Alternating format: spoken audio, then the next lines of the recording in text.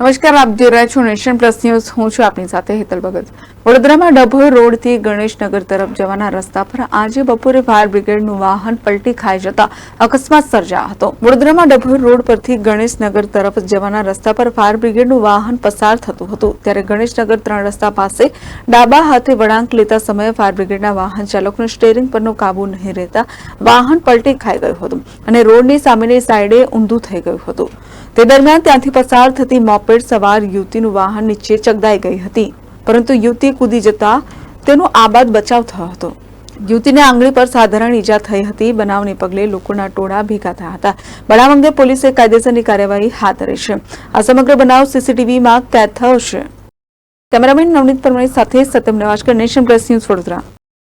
સમાચારોના સતત અપડેટ મેળવવા માટે અમારી નેશન પ્લસ ન્યૂઝની યુટ્યુબ ચેનલને સબસ્ક્રાઇબ કરો, બેલ આઇકન દબાવો અને જોડાયેલા રહો ફેસબુક, ઇન્સ્ટાગ્રામ અને ટ્વિટર પર.